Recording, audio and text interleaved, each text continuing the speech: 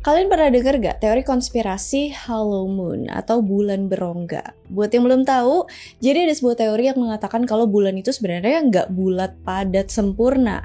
Katanya di bagian dalam bulan itu ada sebuah ruangan yang entah apakah diisi oleh makhluk lain atau cuma sekedar ruang kosong aja. Intinya bagian dalam bulan itu katanya kosong, nggak padat. Teori bulan berongga ini hampir sama dengan teori Hollow Earth kemarin yang udah kita bahas. Nah, teori bulan berongga ini kalau nggak salah muncul pertama kali tahun 1960-an. Waktu itu Lembaga Antariksa Amerika atau NASA lagi ngelakuin misi pendaratan ke bulan yang dikenal dengan sebutan misi Apollo 12. Dalam misi Apollo 12 itu, ilmuwan di NASA melakukan sebuah eksperimen menabrakkan roket pendorong mereka ke permukaan bulan. Tujuan eksperimen ini buat mengetahui gimana struktur bagian dalam bulan. Setelah roket itu menabrak permukaan bulan, alat pendeteksi getaran milik NASA mencatat bahwa setelah tabrakan itu, bulan bergetar kayak lonceng besar yang abis dipukul. Getaran itu berlangsung selama kurang lebih 1 jam, yang kemudian bikin peneliti dan orang-orang heran. Soalnya kalau bagian dalam bulan itu emang padat, seharusnya setelah tabrakan itu bulan gak berdering dan getarannya gak berlangsung lama. Karena getaran itu pasti bakalan langsung diserap sama struktur bagian dalam bulan yang padat. Tapi dari eksperimen itu yang terjadi malah sebaliknya. Ini sama kayak ketika kalian mukul ember, kalau bagian dalam ember itu isinya air, pas ember itu dipukul kan suaranya pasti nggak sekeras kalau kalian mukul ember yang kosong. Nah, dari sini sebagian orang berteori kalau bagian dalam bulan itu pasti kosong dan kemudian muncullah teori bulan berongga alias Hollow Moon. Di video kali ini kita bakalan bahas seputar teori Hollow Moon, mulai dari pendapat tentang adanya makhluk alien di dalam bulan, sampai pendapat yang bilang kalau bulan itu sebenarnya pesawat luar angkasa yang diciptain sama alien dari peradaban yang sangat maju. Kalau penasaran, nonton videonya sampai habis.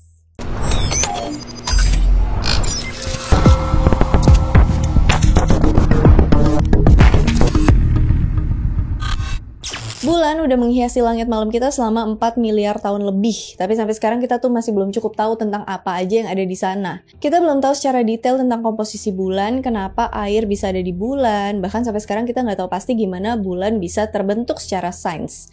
Bahkan meskipun teknologi kita udah secanggih sekarang, tetap aja masih banyak hal yang belum kita ketahui tentang bulan.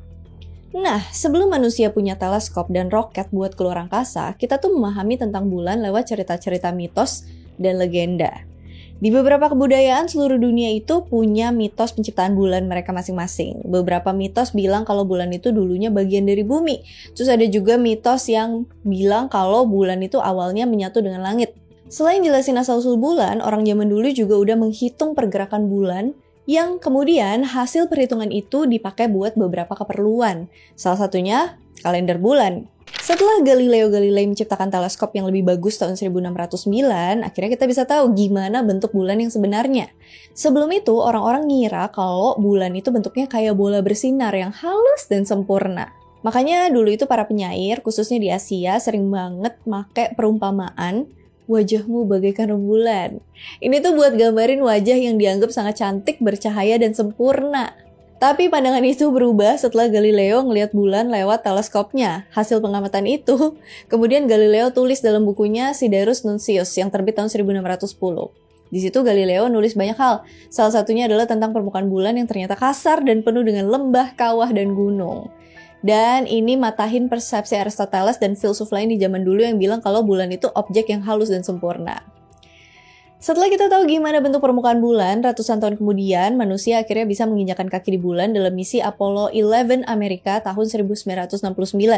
Di misi Apollo 11 ini kita bisa tahu gimana keadaan permukaan bulan dari dekat, gaya gravitasinya yang rendah, berapa jaraknya dari bumi, dan juga perkiraan usia bulan. Dari sampel batuan bulan yang dibawa ke bumi dari misi Apollo 11 itu dan misi Apollo lain nunjukin kalau batuan itu udah berumur sekitar 3-4,5 miliar tahun. Kalau ini akurat, maka batuan sampel bulan itu jauh lebih tua daripada batuan tertua yang ada di bumi. Batuan tertua di bumi, kalau kalian cari di Google, salah satunya itu adalah batuan vulkanik Nuvvuagittuq Greenstone Belt yang ada di wilayah Quebec, Kanada. Batuan ini diperkirain udah berumur antara 4,16 sampai 4,3 miliar tahun. FYI, usia bumi kita ini kalau dari perspektif sains itu kurang lebih 4,5 miliar tahun. Jadi kalau secara hitung-hitungan awam, batuan sampel bulan itu umurnya lebih tua atau mungkin hampir sama dengan usia planet bumi kita saat ini. Tapi meskipun kita udah tahu umur batuan bulan, sampai sekarang kita masih belum tahu pasti nih gimana bulan bisa terbentuk. Sebenarnya udah ada beberapa teori yang nyoba jelasin asal-usul terbentuknya bulan sih. Yang paling populer dan paling diterima banyak orang saat ini adalah teori Giant Impact Hypothesis alias hipotesis tabrakan raksasa. Jadi menurut hipotesis ini, bulan terbentuk dari sisa-sisa peristiwa tabrakan antara bumi purba atau proto-Earth dan planet kecil seukuran Mars yang disebut Theia yang terjadi sekitar 4,5 miliar tahun yang lalu. Hasil tabrakan itu bikin sebagian material bumi terlempar ke luar angkasa, sedangkan Theia menjadi hancur dan sebagian materialnya menyatu dengan bumi. Material hasil tabrakan yang ada di luar angkasa kemudian lama-kelamaan menyatu dan membentuk bulan. Hipotesis tabrakan raksasa ini didukung sama beberapa bukti, salah satunya adalah adanya kemiripan struktur bahan batuan di bulan dengan apa yang ada di bumi.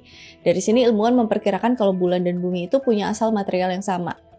Nah, selain hipotesis tabrakan raksasa, ada juga teori lain yang mencoba menjelaskan terbentuknya bulan. Misalnya teori visi atau vision theory yang bilang kalau bulan awalnya tuh bagian dari bumi, tapi karena bumi berputar sangat cepat, sebagian material bumi terlempar ke luar angkasa dan membentuk bulan.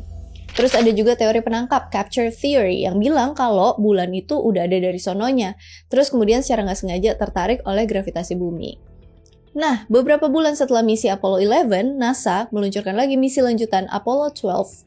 Dalam misi Apollo 12 ini, NASA juga ikut bawa alat pengukur getaran yang lebih bagus daripada sebelumnya, yang kemudian ditempatin di permukaan bulan.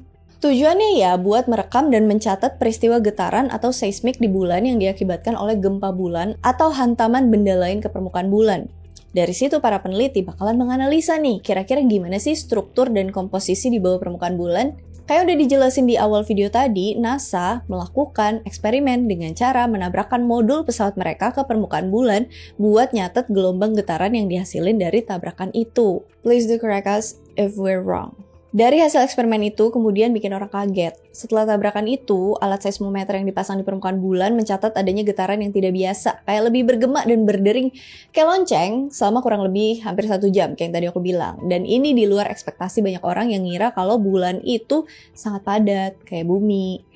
Dan kalau emang padat, maka suara berdering itu harusnya nggak terlalu lama ya, dan lebih cepat mereda. Karena ini sangat aneh, NASA ngulangin eksperimen ini beberapa kali di misi-misi Apollo berikutnya. Hasilnya tetap sama aja. Hasil tabrakan itu bikin bulan masih kayak berdering atau berdentang kayak lonceng.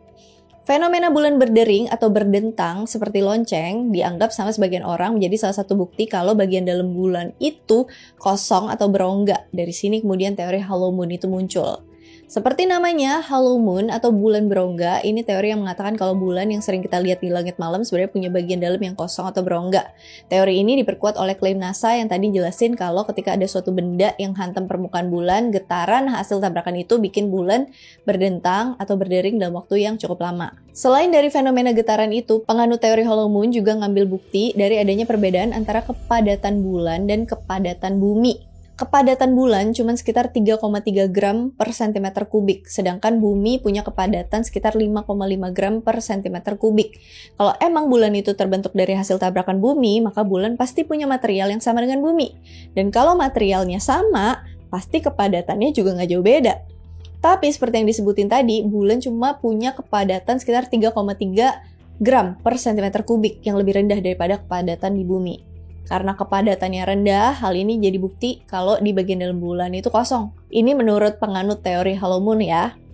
Nah, teori hollow moon gak cuma sampai di sini. Teori ini berkembang menjadi teori bulan kapal luar angkasa atau spaceship moon theory. Teori bulan pesawat luar angkasa ini ibaratnya jadi sebuah jawaban dari teori bulan berongga tadi. Maksudnya kan teori bulan berongga tadi ngejelasin kalau bulan kosong gitu ya. Nah, spaceship moon theory menjelaskan bahwa alasan di bagian dalam bulan itu punya ruang kosong atau berongga karena bulan itu sebenarnya adalah pesawat luar angkasa milik alien di masa lalu. Menurut teori ini, bulan adalah benda yang diciptakan sama alien dari sebuah peradaban maju yang asalnya jauh banget dari bumi. Teori bulan kapal luar angkasa ini kalau nggak salah muncul pertama kali tahun 1970. Waktu itu ada sebuah artikel yang berjudul Is the Moon the Creation of Alien Intelligence? Yang terbit di majalah Sputnik, sebuah majalah bulanan punyanya Uni Soviet. yang dimana artikel itu ngejelasin tentang berbagai macam anomali bulan. Contohnya kepadatan bulan yang lebih rendah, terus adanya fenomena bulan yang berdering, terus ukuran bulan dan jaraknya yang sangat tepat, jadi bisa nutupin matahari secara sempurna pas gerhana, kawah-kawah besar bulan yang dianggap kedalamannya terlalu dangkal dibandingin diameternya yang gede. Anomali tadi itu dianggap terlalu kebetulan dan susah dihubungin dengan penjelasan sains waktu itu. Artikel ini ditulis sama Mikhail Fasin dan Alexander Sherbakov yang merupakan ilmuwan dari Akademi Ilmu Pengetahuan Uni Soviet. Kalau artikel tadi ditulis sama orang biasa non-akademis, mungkin orang-orang bisa aja langsung bodo amat ya. Tapi masalahnya artikel ini ditulis sama seorang insinyur dan ahli geologinya Uni Soviet. Makanya sebagian orang agak percaya sama klaim kalau bulan itu benda buatan atau satelit buatan alien dari sebuah peradaban maju. Dan kalau dipikir-pikir, bulan emang aneh sih ya, terlepas dari apakah itu benda buatan alien atau terbentuk secara alami. Salah satu keanehannya adalah orbit bulan yang bentuknya hampir lingkaran sempurna. Selain itu, bulan juga punya rotasi yang aneh, yang bikin bulan selalu nunjukin sisinya yang sama ke arah bumi. Terus ada juga ya, fenomena kilatan cahaya yang ada di permukaan bulan, dan masih banyak lagi. Meskipun hal tadi emang bisa dijelasin secara sains, tapi tetap aja sih masih aneh ya. Nah, selain dari sudut pandang sains, penganut teori Spaceship Moon ini juga mengambil bukti pendukung dari cerita-cerita legenda di masa lalu. Jadi orang-orang di masa lalu tuh punya cerita legenda yang konon ada hubungannya sama teori Hollow Moon dan Spaceship Moon. Salah satunya legenda dari suku Zulu di Afrika yang nyeritain kalau bulan sebenarnya berongga dan jadi tempat tinggal makhluk Hitauri. Menurut mereka, bulan ini berasal dari tempat yang jauh yang kemudian dibawa ke dekat bumi sama dua kakak beradik yang bernama Wowane dan Panku. Mereka berdua nyuri bulan yang waktu itu adalah telur dari seekor naga berapi. Kemudian mereka ngosongin telur itu atau bulan itu dan bawa bulan itu ke langit dekat bumi. Gara-gara adanya bulan, situasi di bumi nggak stabil dan timbul banyak bencana alam yang musnahin kehidupan di bumi. Salah satu bencana itu adalah adanya banjir besar yang dicatat di beberapa kepercayaan di dunia. Selain suku Zulu, ada juga mitos penciptaan yang berasal dari suku Dogon di Mali, Afrika Barat yang ada hubungannya sama teori Spaceship Moon. Suku Dogon katanya punya semacam pengetahuan astronomi yang sangat maju yang berasal dari nenek moyang mereka di masa lalu.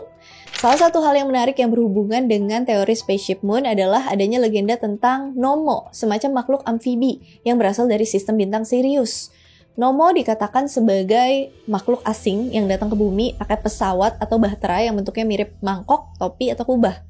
Nomo kemudian ngajarin manusia tentang berbagai ilmu pengetahuan kayak pertanian dan juga astronomi. Nah, legenda tentang kedatangan Nomo ini dianggap sebagian orang sebagai bukti bahwa makhluk alien canggih dari peradaban lain mungkin aja udah pernah mengunjungi bumi di masa lalu. Dan alien ini bisa aja bangun stasiun luar angkasa yang sekarang dikenal sebagai bulan buat ngawasin bumi. Makanya salah satu sisi bulan itu selalu menghadap ke bumi. Jadi sisi terdekat bulan yang selalu menghadap ke bumi itu diibaratin kayak CCTV yang selalu ngawasin kita dari kejauhan. Gimana menurut kamu? Nah, sebenarnya klaim-klaim yang mendukung teori Hollow Moon dan Spaceship Moon itu udah banyak dibantah sama ilmuwan. Misalnya kayak fenomena bulan berdering atau berdentang. Itu tuh udah dijelasin secara sains bahwa fenomena itu terjadi gara-gara kondisi bulan yang kering dan gak ada air. Makanya getaran atau gempa saat terjadinya tabrakan di permukaan bulan itu bisa berlangsung sangat lama. Beda sama bumi yang of course punya banyak air yang bisa nyerap getaran saat terjadi benturan atau gempa. Kepadatan yang berbeda antara bulan dan bumi juga bisa terjadi karena bulan punya komponen penyusun yang beda. Meskipun sama-sama berasal dari material yang sama dengan bumi. Selain itu, lapisan bumi dan lapisan bulan juga beda dalam hal ukuran dan ketebalan. Makanya kepadatannya itu bisa beda. Dan masih banyak lagi sih bantahan ilmiah terhadap teori Hollow Moon dan Spaceship Moon. Gimana menurut kalian? Apakah di antara kalian ada yang percaya sama teori Hollow Moon atau Spaceship Moon? Kalau iya, coba deh tulis argumen kalian di komen buat seru-seruan aja. Dan seperti biasa, kalau misalnya ada yang mau ditambahin, ada yang mau dikoreksi, ada yang mau di-request, ada yang mau didiskusikan, komen aja juga di kolom komentar. And as always, thank you so much for watching. I hope you guys like it and I'll see you again on my next video. Bye! Kita belum tahu secara... Selain jelasin asal-usul bulan, orang zaman dulu juga udah yang kemudian hasil perhitungan itu dipakai buat berbagai keperluan. Please do correct us if we're wrong. Hah? Bodoh banget sih. Please do correct us if we're wrong. Susah banget sih ngomong, ya Allah. Dari hasil